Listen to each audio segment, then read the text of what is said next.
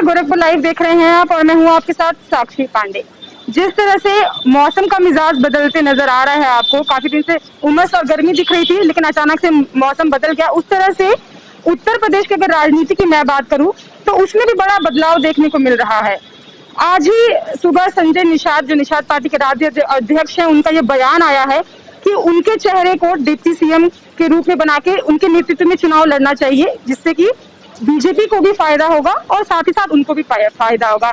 इस पे क्या है लोगों की राय, पे हम पूछेंगे। हमारे साथी शशि शेखर उपाध्याय जी मौजूद है, उनसे पूछेंगे।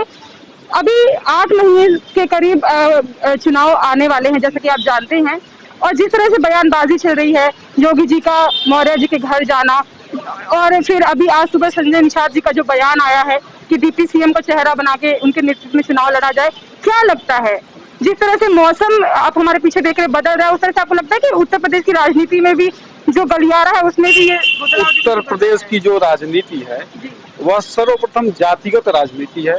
उत्तर प्रदेश की राजनीति जाति और धर्म पे ही टिकी हुई है।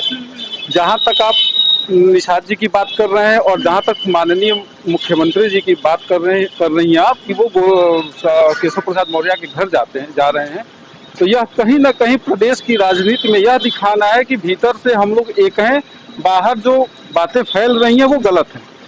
संजय निषाद जी जो हैं, उनका एक जातिगत समीकरण है निषाद। निषादों का एक बहुत ही बड़ा संख्या है और वो उस संख्या में फिट बैठते हैं।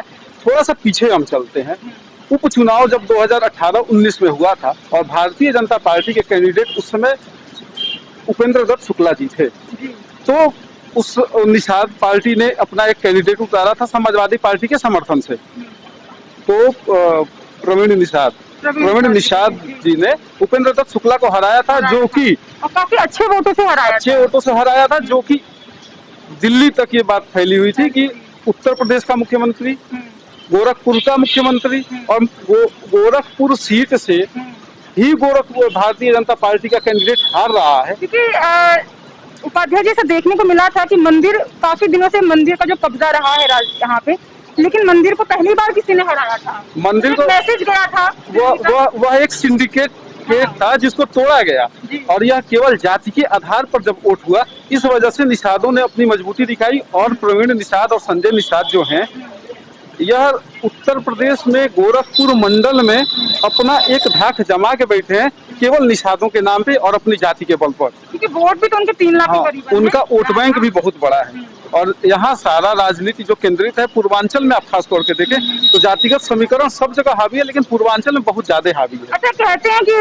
राजनीति में ये जाति समीकरण नहीं होना चाहिए, अलग मुद्दों पे राजनीति होनी चाहिए, लेकिन आपको क्या लगता है ऐसा है पूर्वांचल में हमारा? ऐसा कुछ भी नहीं है। जब जब राजनीति और वोट की बात आती है, भाई भतीजावाद और जातिगत समीकरण हावी रहता है, चाहे वो ब्राह्मण हो, ठाकुर हो, निषाद हो।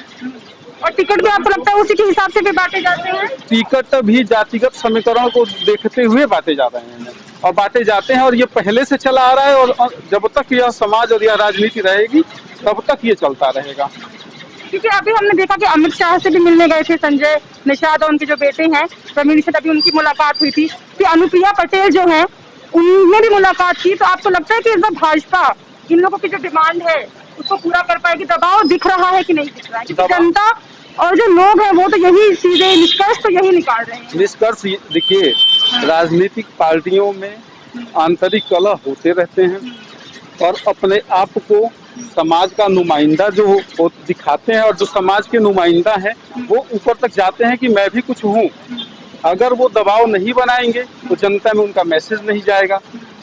ये देखिए, जो मैंने बहुत जमीनी स्तर पे देखा है वो ये है कि ये लोग तो पहले काम करते नहीं है, लेकिन जब चुनाव सिर पर आ जाता है तो एक प्रोपेगेंडा दिखाते हैं कि हम समाज में हैं, हम आप लोगों के लिए लड़ रहे हैं, हम अपनी जाति विशेष के लिए लड़ रहे हैं, हम जाति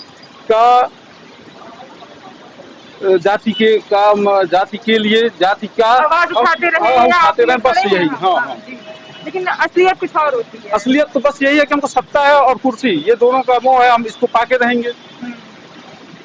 अब अच्छा, अखिलेश यादव का भी अभी नया ऑफिशियल वेबसाइट उनके सॉन्ग आया है कि मुरलीधारी भेष बदल कर आ रहे हैं, अखिलेश आ रहे हैं। उस पर आपको क्या लगता है? देखिए, सत्ता विरोधी लहर हर बार चलती रही है और यह आज से नहीं, आजादी के बाद से आपने देखा ही होगा।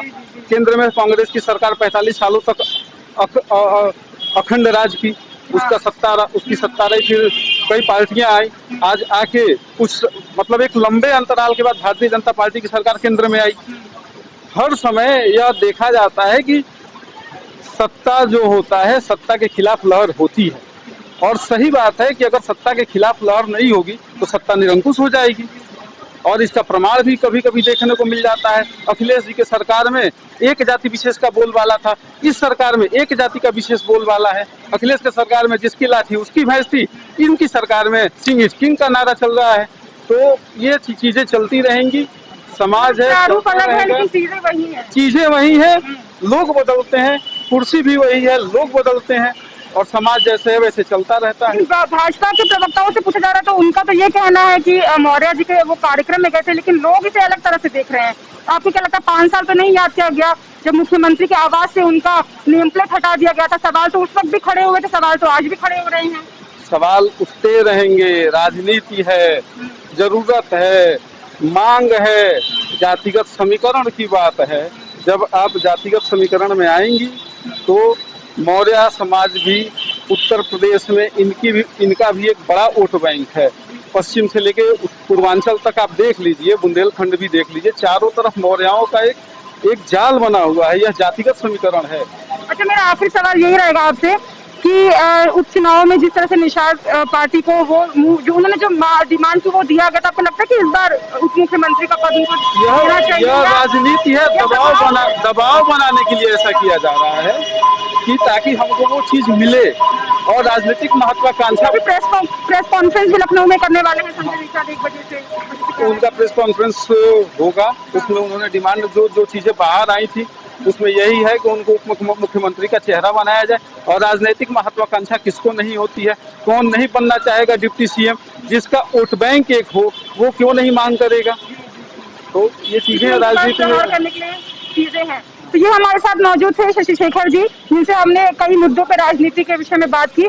अब तो चुनाव नजदीक ही है, 8 महीने बाद हम देखेंगे कि जो राजनीतिक समीकरण है वो किस तरफ जाती है, भाजपा को जिताती है। क्योंकि लोगों का कहना है कि अगर राम के नाम को लेकर भाजपा उतर रही है मैदान में, तो इस बार अखिलेश यादव भी कृष्ण के नाम को लेकर मैदान में उतर रहे हैं, क्योंकि उनका जो न्यू ऑफिशियल वेबसाइट पे सॉन्ग भी आ चुका है। तो ये जो सरगर्मी है, जैसे मौसम बदल रहा है उस तरह से राजनीति भी बदलती रहती है। और ऐसे अन्य खबरों के लिए देखते रहिए गोरखपुर लाइव। बहुत बहुत